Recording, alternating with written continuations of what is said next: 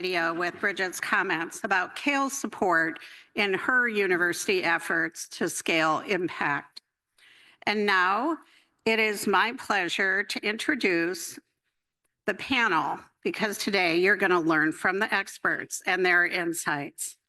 So to start off the panel, we will be looking at Kale's recently completed Latino and Adult Student Success Academy, and here to share the Academy experiences are several panelists. Leslie Kimberlin Jones, Executive Director of Student Success at the University of Texas, Rio Grande Valley. Margaret Deschamps, Associate Vice President for Community Relations at Texas A&M University, Corpus Christi campus. And Tony Matamoros, Dean of Enrollment Services, South Texas College. And our moderator today is the one and only Rafael Pasillas, Senior Director, Higher Education at Kale. So listen up, you're going to have a great session. Thank you.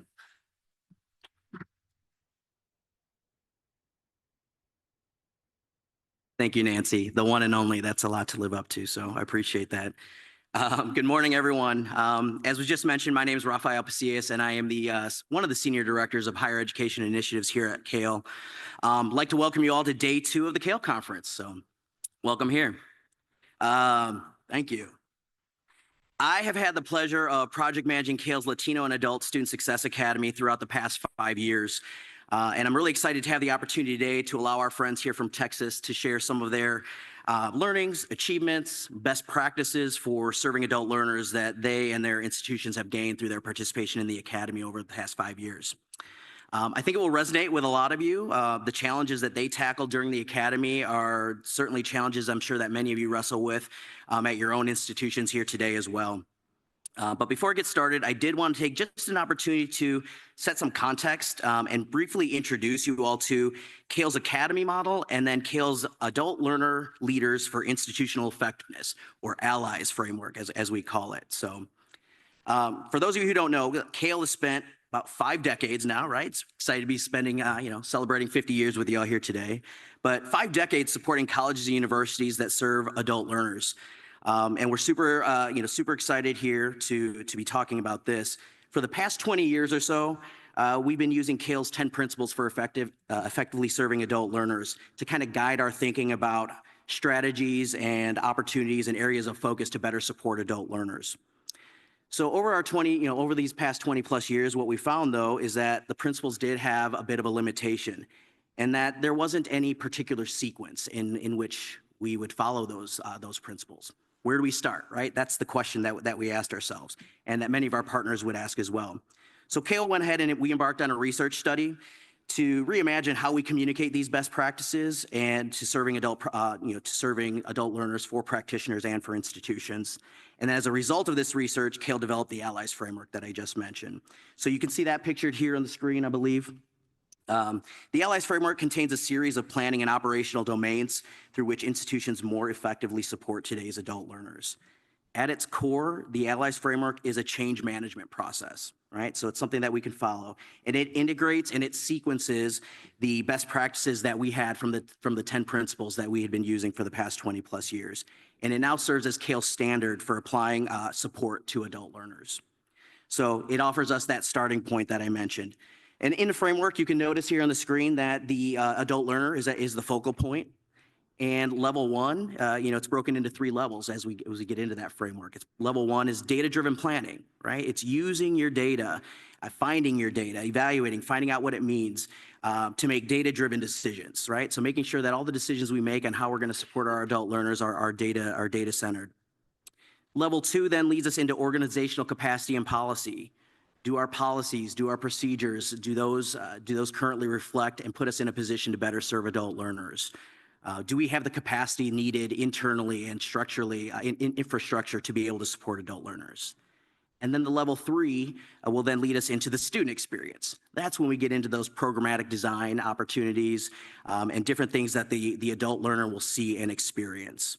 And then, of course, as you can see on the screen here, there's various domains that fall within each of these levels, which you can certainly read more about through the Allies Framework Executive Summary that we've uploaded as a resource here to the session in your app. So feel free to take a look at that for some additional details. So that's a little bit about the Allies Framework. Let me talk about the Latino Adults and Student Success Academy. As mentioned a few moments ago, it is a CALE initiative which focused on helping Hispanic serving institutions to better serve their adult learner populations. It started with 15 HSIs during our first academy cohort, and that was through the generosity of the Kresge Foundation, Ascendium Education Group, the Greater Texas Foundation, and Strada Education Foundation. And then with the Greater Texas Foundation and Strada's continued support, we were able to expand upon that work regionally in Texas through the second academy cohort with 4 of our Texas HSIs, and 3 of which are represented here on our panel today. So we're excited to have them. The last academy was really a prototype of CALE's academy model, which was created to be an actionable model that is reflective of the Allies Framework, which I just walked through with you. The model uses a peer learning model when we assemble a cohort of the willing. So a cohort of institutional peers who are all working to better serve adult learners in various ways. That's the common goal. But it's with the understanding that working together and learning from each other, the folks on the ground, are the best way to learn and share best practices with each other. The Academy model uses data to examine the adult learner effectiveness and satisfaction of the policies and the actions that are happening on your campuses to serve adult learners. And it does give the opportunity for your faculty and staff to also weigh in on that and see how effectively they feel that your institution is at serving these goals. The Academy model then provided a documented process for action planning and evaluation of the impact, right? So we have to use our data, we have to create action plans, and then you have to be able to measure the impact. So the model provides an actionable way to do that, as well as some technical assistance, tools, and resources along the way to the institutions as they're working on these goals. All of this with the goal of improved adult learner success. So setting that context, a little bit about what we're talking about and what brought us to the Academy, I'd like to take a step back and offer the stage here to my colleagues, who I know you're all here really to hear from. And as I mentioned earlier, we have the key last project leaders from 3 of our 4 institutions in Texas, each of whom were engaged in this work very closely over the past several years. And through our panel session today, what we've asked them to do is really just provide a high-level overview of their work and their learnings throughout the last Academy. So without further ado, we'll go ahead and maybe jump into the first panel, for the first panel question. And so maybe I'll direct this one. Tony maybe can start us off, but I mentioned in the review of the Allies Framework that level 1 of the framework focuses on gathering and using student data as a starting point to help provide direction as institutions begin to shape their adult learner strategy. In the last Academy, how did data help you get started, and how did it play a role in helping you identify your grant area of focus that you'd be focusing on to impact adult learners on your campus?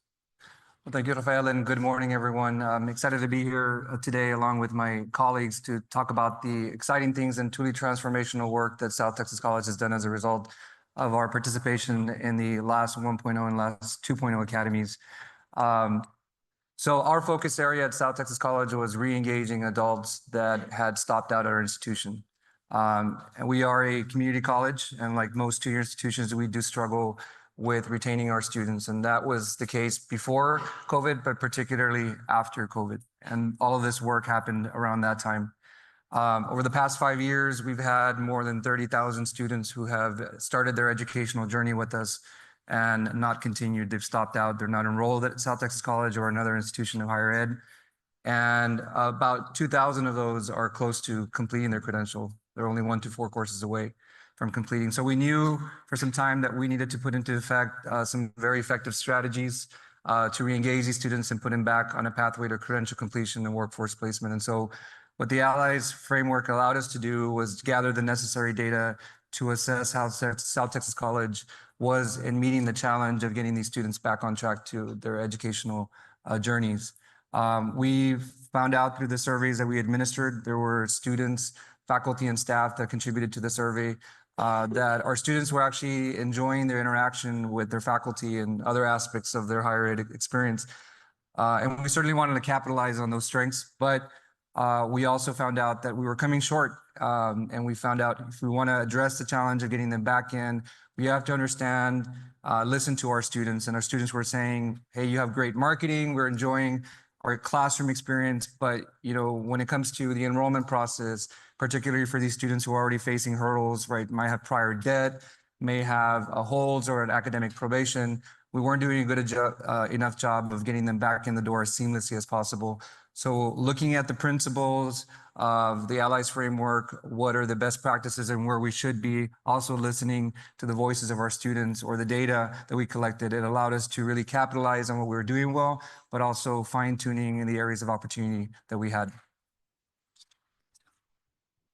Margaret? Or did you want to follow up? Yeah, No. I actually, Leslie. I'd like to go ahead and kind of follow up with Tony because we are in the same region, we're in the same area. So a lot of the South Texas college students will come into the University of Texas, Rio Grande Valley afterwards. And so while they're bringing them in, it was important for us to work together and us to understand that our LOS 1.0 focused on offering differentiated advising for our adult learners in a holistic manner. And then LOS 2.0 focused on ongoing support, that on-demand ongoing support in coaching. And data played a really critical role for us. We started with institutional disaggregated data to find achievement gaps. And that led to our QEP. Shortly after that, we identified adult learners as part of that subpopulation. So LOS 1.0 gave us the opportunity to kind of run parallel with our QEP and work with that population. In addition to the disaggregated institutional data, we also relied on the LOS Academies, provided us the opportunity to use institutional data and program specific or project level specific data that kind of guided us along the way, gave us kind of benchmarks or idea of where we were as we proceeded. We also did the AL 360 through the LOS Academies. That gave us some more feedback, some direct feedback from students, qualitative data. And then in our program, we are receiving really, really rich data, particularly in terms of qualitative, that allows us to adapt along the way. So as an example, a lot of adult learners will come in and they say, I'm struggling with time management, right? Well, our freshmen say the same thing. But as our coaches worked with they collected that data, they saw that as a trend, they saw it as a pattern.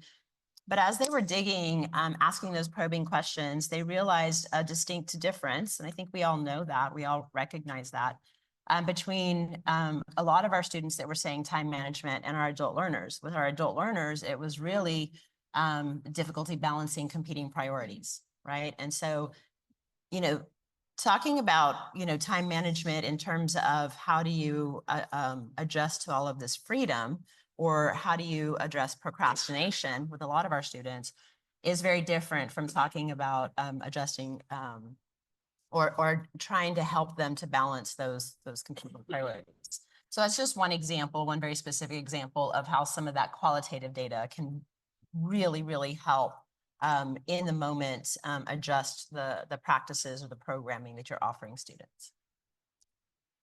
Thanks, Liz. All right. So to follow up on my colleagues' comments, and also good morning, everyone. Happy Halloween.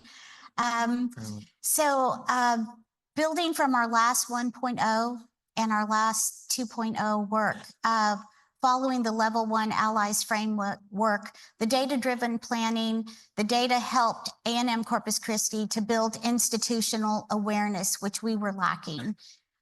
This was institutional awareness of our adult learner population and their unique needs, which my colleagues have spoken about. The data further supported the need for us to create intentional support for our students, to also create a holistic advising process for our student, technology-enabled advising, and to be more proactive and personalized in our advising process for our adult learners. And as we all know, this is critical to their success. Through our work on LAST 1.0 and LAST 2.0, our academic advising team underwent a huge transition from being a decentralized academic advising area to a centralized advising area with an emphasis on enhancing relational interactions with our students. This assisted A&M Corpus Christi to decide to participate in the Inside Tracks coaching training for institutional academic advisors and academic success coaches. So our work was highly impacted and changed through the data as the adult learners have become more of a population of interest on our campus. The adult learners are listed as a student population of interest when seeking to increase retention and graduation rates at our university. And now this is part of our student success plan as of this summer 2024. There is also from this work a renewed interest and an intentional focus on stop-outs and also on students with some college and no degree. As many of these students are adult learners, as we all know, and working to remove barriers such as holds, provide assistance with fees when possible, and all the other barriers that were mentioned by my colleagues, et cetera, to help re-enroll this student group. Thank you all. So, obviously some great work and, kind of keeping in the line of data and how that's kind of helped feed that direction. We know that level 1 of the Allies framework also emphasizes the need for institutions who want to serve adult learners to really just understand that their adults come with, unique backgrounds, unique barriers that all need to be considered in developing a strategy for your adult learners on your campuses, which you've all described a little bit here. The question here is, what has your, through that collection of data, what has your institution learned about your adult learners, and how have, Margaret, so maybe this one could go to Tony and Leslie. Margaret talked about a little bit of how it goes into the strategic plans, but how have, what have you learned about your adult learners, and how has that impacted strategic planning at your institutions? So at A&M Corpus Christi, we learned that the issues facing adult learner students are numerous. I think we all realize that as well. They start for us with institutional access. Are our students even able to attend college? And taking them through that process. Also, we recognize that some additional barriers are time commitment, the obligations that they have in their lives, the financial aspects that they face. These are all daunting barriers for our adult learners at A&M Corpus Christi, and I believe throughout our nation as well. Most of our adult learners are working, and they have these additional responsibilities other than work and other than school, including their children and perhaps other family responsibilities as well. In the surveys that we conducted, our adult learners indicated to us that time management was an issue, activity management was an issue, and one barrier that kept popping up several times on our surveys is that math challenges are an issue for them, social anxieties, and these are just to name a few. We learned that our financial barriers, the food and the clothing insecurities, childcare, healthcare, the fact that some of these adult learners are taking care of their elderly parents or guardians seem to be impeding their continuation of their college education. So when our academic advisors and coaches meet with their students, they actually visit with them not only about their academic and advising and what courses they need to take, but what they do is they sit down as coaches with them to learn more about these barriers and how they are affecting them in continuing their education. And so through the coaching, what they do is they meet with these students on a one-on-one session. They provide them with assistance, direction on where to actually receive services, either on campus For example, if they have food insecurities or clothing insecurities, for them to direct them, our coaches direct them to our university's food pantry and our clothing pantry as well. If there are other insecurities that they have or childcare needs or anything else, our coaches are equipped with information to provide to our adult learners about any other community resources, connecting them directly with the community on how to try to assist or even break these barriers. So concerning strategic planning and incorporating these needs for our students, we have strategic messaging and campaigns that are part of our plan.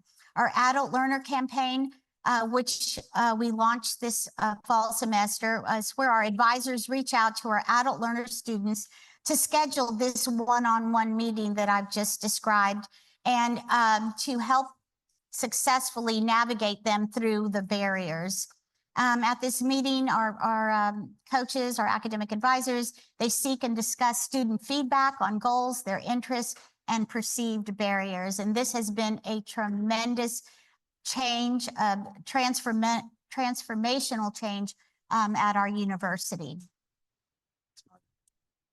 I'll follow Margaret and say that because we do have similar programs, but set up differently. So A&M Corpus Christi did advising and coaching, but their advisors are trained as coaches.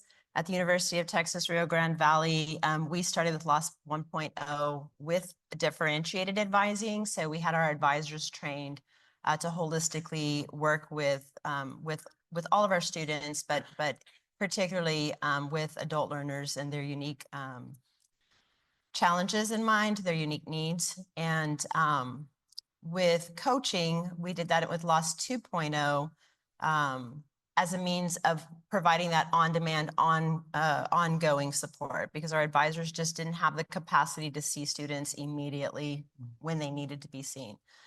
So it was kind of a build upon approach rather than multiple. So it's been wonderful to work together and to learn their approach and our approach. And, I think that will probably help us determine how we're going to move forward. But what we learned in working with our students, both through advising and through coaching, really is that, sense of belonging was important to them. They didn't feel like they fit in. Communication, they wanted that communication to be customized and relevant to them. How to use the technology, particularly the LMS. We started this in the pandemic, so we were virtual, and then, we're back on campus now. Life and career planning was critical to them, and then obviously those balancing the competing priorities. And so we worked at the program level. Our strategic plans with the advising and the coaching were to address those issues. But at the same time, because we were running parallel with our institutional priorities through the QEP, we've been able to kind of weave some of that information in with executive leadership, and we're seeing some changes at the institutional level and changes in their strategic approach to working with students as well. So as an example, and my boss, I'm very fortunate in that my boss is the senior vice provost. So I have that direct connection with somebody that's making decisions, and she's very much an advocate for the work that we're doing. But some of the changes that we're seeing that impact not just our adult learners, but all of our learners in terms of sense of belonging, creating that self-awareness, that reflection, that, what are your values, your interests, your beliefs, because that really should guide your program of study and your career choice. Developing that adaptable career plan. Those are all SLOs in our newly redesigned learning framework course. So those adult learners that are coming in as new students are going through this program, and we're hoping to get our returning students and transfer students in that course as well. But it really helps them to kind of think about and be strategic in how they go about approaching some of those challenges. She's also weaving career exploration and preparation into all 4 years of the curriculum. She's hired a consultant to work with our associate deans. the Learning Framework faculty, and then the Career Center to make sure that we have that built in all 4 years. So they're getting it from the freshmen. And I heard somebody say yesterday, and I've always known this, but it really hit home that the timeliness toward getting that degree is really, really important for this population. So I think that is really going to be a huge benefit to that. And I look forward to figuring out a way to measure that in terms of this particular population. Enrollment and financial aid.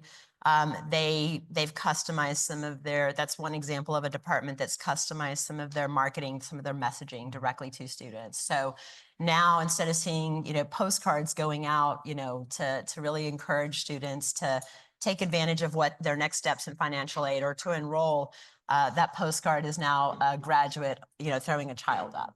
So, implying, we have adult learners in there as well. So I was really proud of that. For them to put that out there in the community. And then, like I said, our initiative with coaching, that is something that through the work with Kale and Inside Track, we've planned sustainability and scaling. And so we're looking to reach students, adult learners, beyond just having them come in to meet with our coaches individually. Yeah. Okay, so just quickly, similar to what my colleague said, we learned our students have unique challenges and needs. And so a lot of those factors that determine whether they come back and re-enroll and complete are going to be non-academic factors. And we conducted surveys with our students. And what our students were saying, similar to what Leslie was just saying right now, is they desired personalized attention with the re-enrollment process. And so we really looked at what our students were saying. We then moved forward with implementing a framework that was very comprehensive. We knew from the beginning, like I said, 30,000 students stopped out in as little as 5 years. We had a lot of students that we needed to serve and very unique needs that they had. And so it had to be a comprehensive approach. It was not just about re-enrolling students, but rather addressing why they stopped out in the first place. And so no matter how much money we poured into marketing and how many recruitment staff we hired, it was not going to move the needle forward. We really needed to bring in the wraparound services, the coaching and mentoring to get these students back in and on their way toward credential completion. And so for us, we went ahead and set goals and strategies, but we also put in a lot of resources to make those students, to set them up for success. Like I said, the AL360 survey allowed us to understand really we were not at the moment set up to serve the needs of adults. We were really kind of tailoring our services to the traditional high school students, but we learned that we need to do something very, very quickly. And so I know some of the other questions I can kind of dive into what specifically we did in terms of putting together a comprehensive approach to meeting the needs of our students. Thanks, everyone. Yeah, maybe just to, as we move in, right, into from level 1 and the data planning, and then level 2 talks a little bit about, policies and procedures. And y'all talked about the strategies that you put in place and the strategic plans. Level 2 talks a little bit about capacity, right? And I'm sure everybody here is interested in, how do you manage capacity? There's a lot of work that went into everything that you all did. How did you approach that? How did you manage the capacity considerations in the work? Well, so, anytime we do anything, we have to think about sustainability, right? And so for us, taking kind of looking at it from a top down or an umbrella approach, like I said before, aligning with the institutional values, making sure that we are running parallel or in the same direction as the institution allows us the opportunities to have, to interject and bring this population in and say, this is what we're doing institutionally. Can we make sure that we're including this population as well? So I think running parallel with our quality enhancement plan was a great opportunity. In addition to that, we realized that, we are situated under the Division of Student Success, and we're under academic affairs. And so we wanted to make sure that we had support across the campus, not just within our division. So we brought in some champions from different departments to kind of help provide information, referrals, as Margaret said before. There are a lot of students, our coaches can't can't address everything. So we needed to have those champions on campus that were aware of the work that we were doing, supported us, and then were able to provide information to us, and then also serve our students when we referred them. And then finally, we needed to be able to provide the academic coaching. And so we had a coaching program and we had a training program that I designed. And it was based on learning theory, and it was not going very well.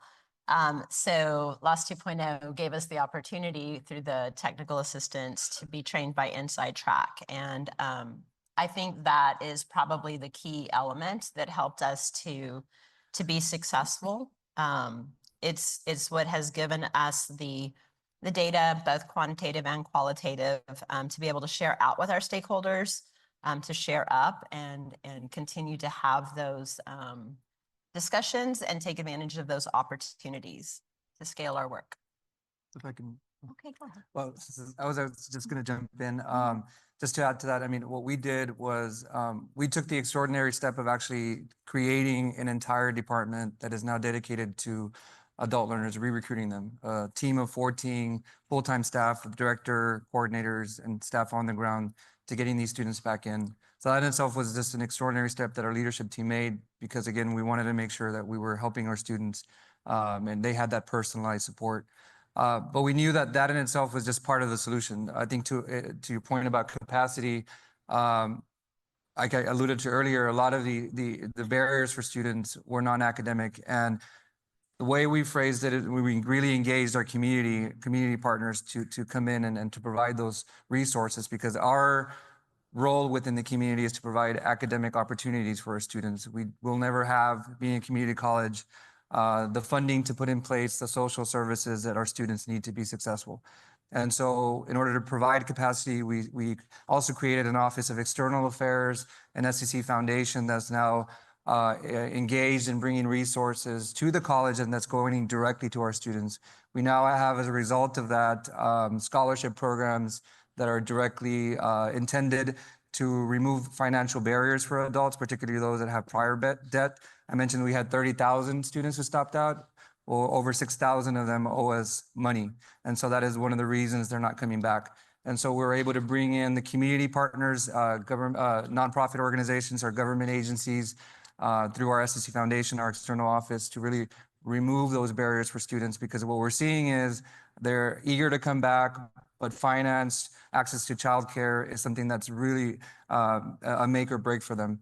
We're very excited as well recently to be working with our local county and municipal governments to provide housing vouchers for our students. And we hope that in the next year or two, we'll have about 150 housing vouchers for our students, because that's what we're increasingly seeing as a barrier for our students. So again, we put in place the department, the personalized supports, the marketing, but we also understand that in order to sustain this, we don't have the money to provide all of the social services, but that's where we're bringing the community leaders, government and private sector to help contribute to what we're trying to do.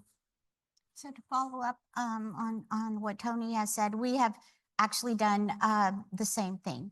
So we did a reach out across campus because we all know that, capacity and sustaining programs such as the ones that we've described this morning do require full buy-in or from everyone across campus. So in order to sustain what all this work that we've done for the past almost 6 years, reaching out to the different entities across campus that are so influential in removing barriers for our students is what we focused on. So working with our financial aid and our scholarship office and offices and our Dean of Students office. So we also created a special fund for students who actually above and beyond what their financial aid packages provide. If they have some type of emergency or extenuating circumstances, we have put a process in place through our Dean of Students office where students can be directed to help them alleviate whatever the financial issue might be. And that type of funding has come from our community throughout the Coastal Bend, reaching out to our corporate sponsors, reaching out to others, organizations across the Coastal Bend and who have provided some funds to use directly for emergencies, such as what Tony was describing. In addition to that, you know, our work with Inside Track, the coaching model has been very significant across our campus as well. So we received faculty and staff professional development from Inside Track, intentional participation for academic advising and academic coaching teams. And then Inside Track also provided foundational coach training, monthly workshops for our staff, quality management and coaching, powered leadership for directors and assistant directors to help facilitate everything that we've talked about concerning sustainability and capacity. So this is measured by tracking the academic advising and coaching engagements, gauging the number of engagements and determining if there is some type of recurring theme that seems to be systematic so that we can address that across our campus. So we have instituted these campaign engagement metrics as well. Thank you all. Well, in the interest, I want to make sure that we have time for you all to talk a little bit about, you know, we talk about level 3 and the student experience. So I'm gonna skip forward one panel if you don't mind, and I want to give you all the chance to talk to us a little bit about what you did, and I know you've talked to us a little bit about that, but what you did, but major successes, accomplishments, you know, anything that you felt had the greatest impact on your work through the academy. So I guess I can go first. So as I mentioned, we created an office specifically designed to target our returning adults. And we've had a lot of success in a very short period of time. Those of you familiar with stop out initiatives and data, you know that the National Student Clearinghouse reports that the national average is 2.6 re-enrollment rate. We're doing over 8%. But it goes back to, we put together a team and the resources in place to address the reasons why students stopped out in the first place, helping them with that before we even talk about re-enrolling them. And so I think Margaret also mentioned that for her and for institution, I'm sure Leslie can attest that our work through this initiative helped bring about institutional awareness of the needs of adult learners, but also it brought for us community awareness. We were able to bring in, like I said earlier, a lot of the you know, private sector, the government sector, nonprofit organizations to really into the conversations about what we needed to do to move the needle forward for our students. So we've, like I said, made a lot of progress with re-engaging our students. As a result, a lot of the advocacy that's come out in the meetings we've had with the community. We're very pleased to, in the near future, hopefully by next year, launch our Adult Promise program, which would offer free tuition for eligible students who are returning adults who are coming back and are near completion of their degree. We've also put in place institutional funds that go toward paying off the prior debt of returning students who want to come back and re-enroll. And we've engaged the community very much so. As a matter of fact, we actually have some of the community organizations working directly off of our STC campuses so that we can connect our students immediately to them. They're just down the hall from our offices are, because that a lot of our students need to address those non-academic barriers first and foremost. And so we're very proud of the work we've done, and we've done it in such a short period of time as well. And we're really looking forward to the next year specifically, as I said, and launching our Adult Promise program. So to follow up, yeah, you guys have done amazing work, by the way. But to follow up on what Tony has said, you know, a notable success is the increase in campus awareness, as Tony pointed out. I mean, that was huge for us because we often, you know, move on. We take care of all of our students the best that we can, but we really needed to have an institutional awareness about our adult learner populations on our campus. So to me, that was a huge success. And to have the buy-in from your top leadership and then across a campus, you know, the faculty and staff, all of the colleges, all of the different entities across campus, to me is another huge success. So another great accomplishment is has been the intentional outreach via an adult learner campaign that we have on our campus. So what this did was it yielded a 25% engagement rate for appointments for our academic advisors with our adult learners. And that, again, was a huge accomplishment for our university. Our advising model has completely been transformed. It's no longer transactional, it's relational. And that has made a huge difference on our campuses. Leslie spoke about feeling, wanting to feel as if they belong on our campus.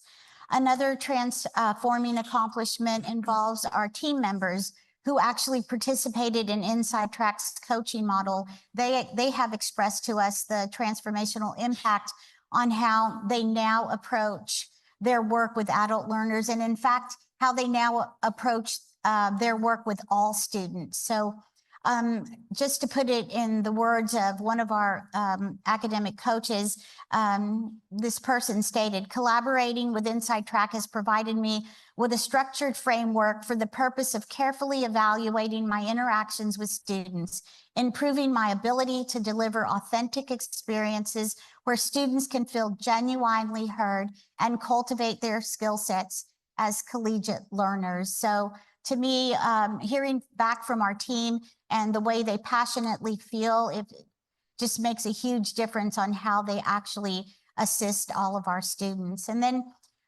finally, and then one that I've expressed over the past few years that has been a huge accomplishment for our university, working through LAST 1.0 and 2.0, we have seen an actual creation and transformation of a decentralized advising center to a centralized advising center. We literally moved mountains, or let me say buildings, and moved people into into a location on campus that is central for all of our students. So everyone across campus who works on our campus, they know that if a student is needing assistance, they know where to send the student. And that is to our student success area. So that has been a huge transformation. And as I've told Kale and Raphael before, we're so grateful for the assistance that they have provided to make this happen for us. And I would say, in terms of successes, kind of building off, I think of kind of the trend or the pattern that I'm hearing here. Our adult learners really want a place to go and someone to talk to. And so that relationship building, providing that individualized, holistic approach, listening to what their needs are and helping address them is really, really important. So, our successes, I talked a lot about, kind of the campus wide, seeing some of that parallel work happening. And I'm really excited to see the impact, the positive impact that'll have on our adult learners. But I think what I'm most proud of is really the sustainability and scaling that we've already seen. And so, with the training with Inside Track, our coaches are not full-time staff, professional staff. They're grad students. They're mostly psychology and counseling grad students. And so that training program was critical.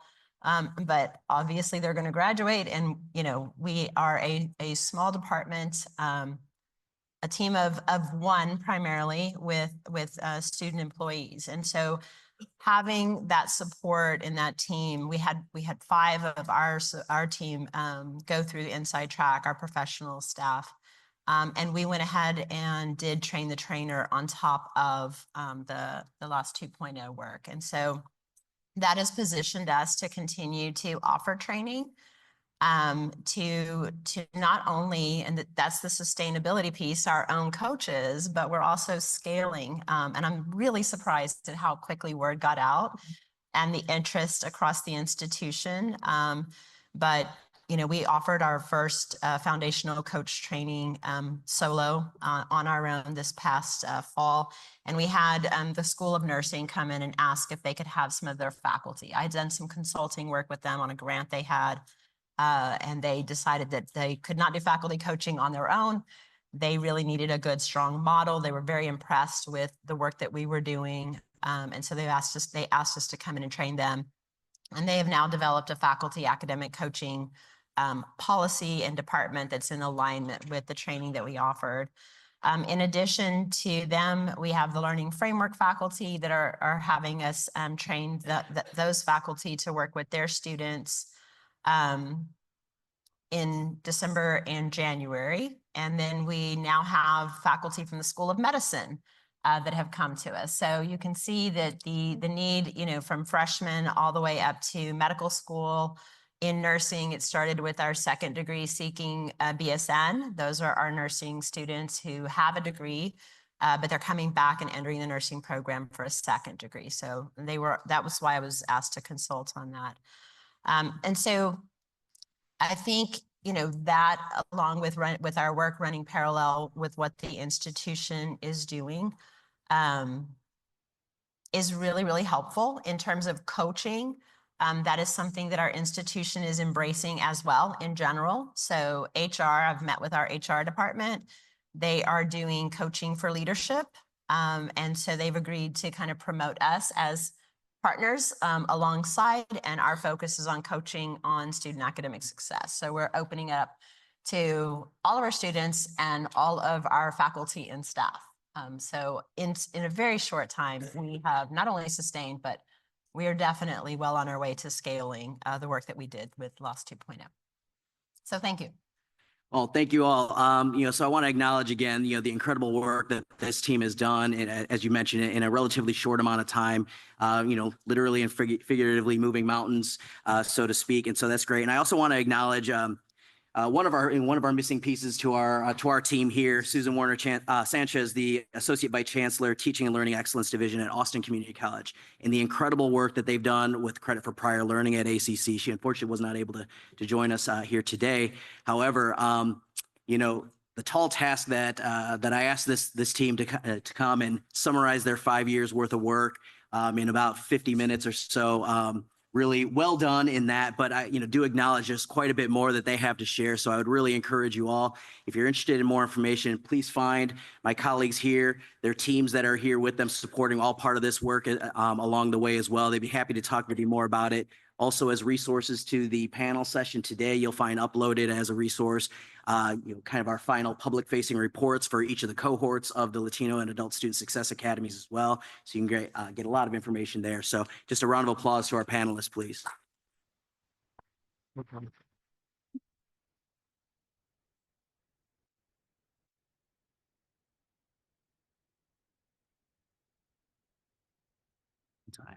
I think we're getting out in time now.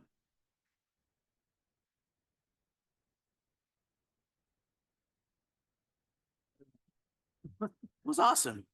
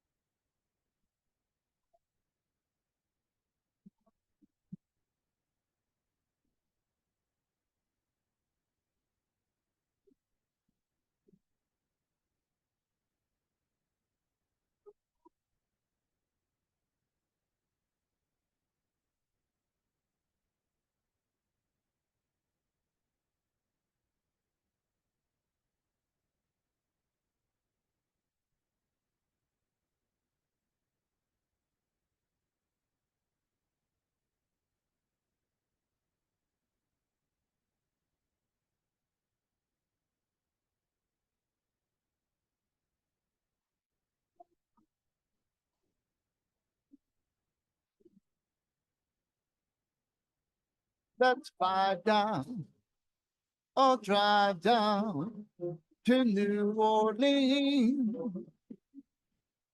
That city, it sure is pretty. Historic scene.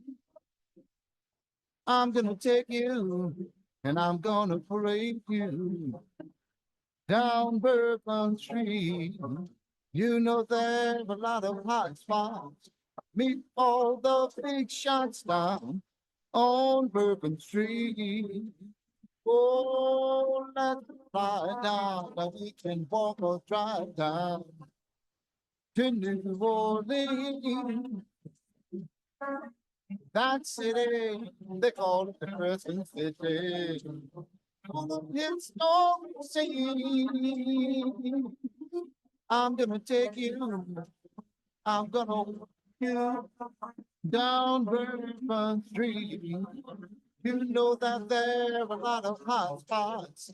Meet all those big shots now on Bourbon Street. Oh, boy.